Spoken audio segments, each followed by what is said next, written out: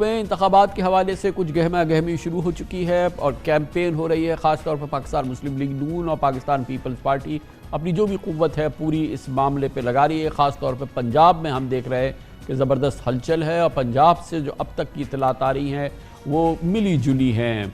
इस वक्त पंजाब के सनती मरकज़ और दूसरे बड़े शहर फैसलाबाद पर जो अब तक की खबरें आई हैं, जो अब तक की कैंपेन हुई है, नून लीग की गिरफ्त ढीली नज़र आ रही है।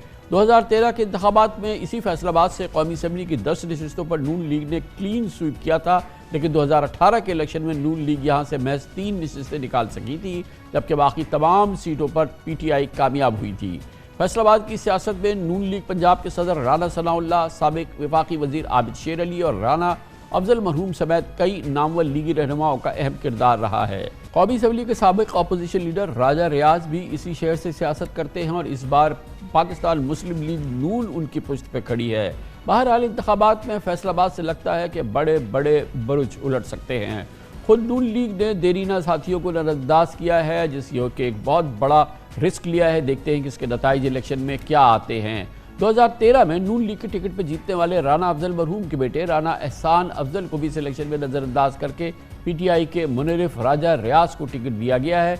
इस पर लीगी क़यादत को शदीद उन पर प्रेशर आया, एतराज़ात आए और इस वक्त सूरत हाल मज़ीद कशीदा नज़र आती है, जबकि राजा रियाज ने इलेक्शन टिकट जमा कराने से सिर्फ 1 घंटे पहले अपने बेटे बैरिस्टर दानियाल रियाज को अपनी जगह नून लीग का उम्मीदवार नामजद कर दिया, जिस पर नून लीग की मकामी क़यादत के दरमियान खलीज मज़ीद गहरी हो गई।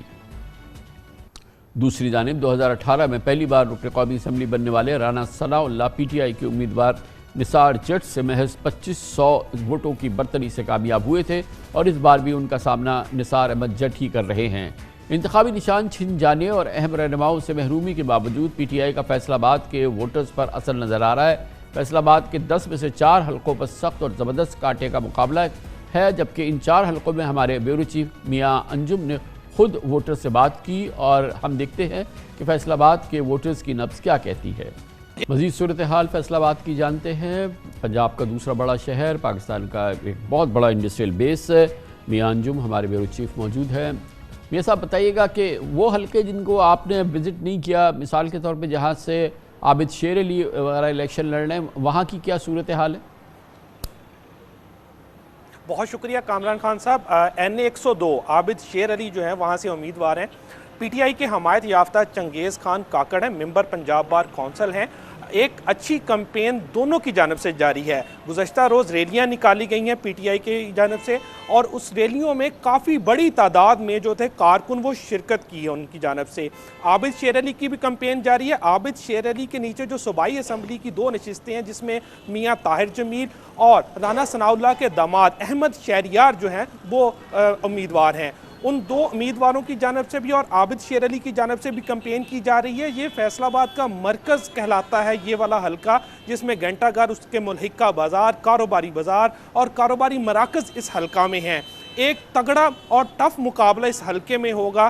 गोया फारूक हबीब की जानब से इलेक्शन से वो दस्तबरदार हुए और PTI के हमायत याफ्ता चंगेज़ खान काकड़ को यहाँ से टिकट दिया गया। PTI के आज़ाद उम्मीदवार हैं और जो भी इस वक्त PTI की नामजद करदा हैं, इनकी पहचान क्या है इस शहर में? क्या इस शहर के लोग इनको अच्छी तरह से जानते हैं?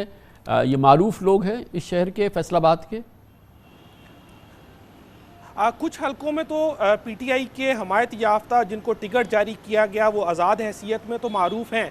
कुछ जगहों पे बिल्कुल नए चेहरे सामने आ गए हैं, जिसकी वजह से वोटर जो हैं वो तज़ब्ज़ुब का शिकार हैं। जबकि नून लीग को एक एज ये ज़रूर मिलेगा कि PTI का जो वोट है वो तकसीम हो जाएगा। जैसा कि NA 101 की बात करूं, वहां पर 2 उम्मीदवार इस वक्त जो है वो क्लेम कर रहे हैं कि वो PTI के हमायत याफ्ता हैं, जिसमें जनरल रिटायर अकरम शाही और जबकि राना आतिफ, ये दोनों ही इस वक्त क्लेम कर रहे हैं कि वो PTI के हमायत याफ्ता हैं। इसके अलावा NA 99 मलक उमर फारूक, रज़ा नसरुल्लाह गुमन और उसके अलावा एक और उम्मीदवार हैं आदर रफ़ी चीमा। ये 3 उम्मीदवार जो है वो क्लेम कर रहे हैं कि वो PTI के हमायत याफ्ता हैं। ये जो लेकिन ये बताएं कि ये जो क्लेम की बात आ रही है, 2 या 3 लोग कहते हैं कि वो PTI के हैं, तो कोई ज़रिया नहीं है? PTI की वेबसाइट, PTI की कोई निज़ाम, कोई सिस्टम, कोई ऐसा नहीं है जिसके ज़रिए एक आदमी हतमी तौर पे जान जाए, एक वोटर जान जाए अच्छी तरह से कि असल उम्मीदवार कौन है? ठीक है, 2 आदमी 3 आदमी क्लेम कर रहे हैं, लेकिन वो शख्स जो कि असल उम्मीदवार है उसकी पहचान का कोई जरिया नहीं है क्या?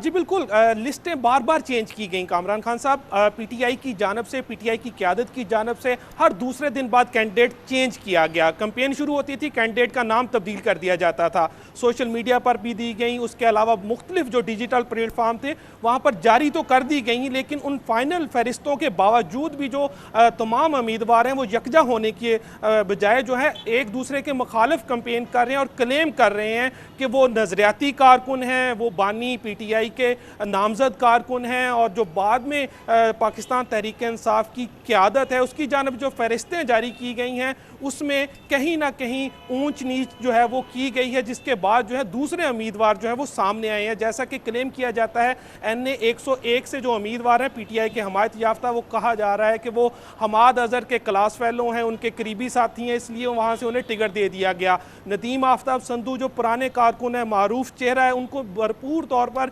पीटीआई की क़यादत की जानब से नज़रअंदाज किया गया और उन्हें वहाँ से टिकट नहीं दिया गया, जिसकी वजह से वहाँ से मुस्लिम लीग नून का जो उम्मीदवार है वो मजबूत होता दिखाई देता है।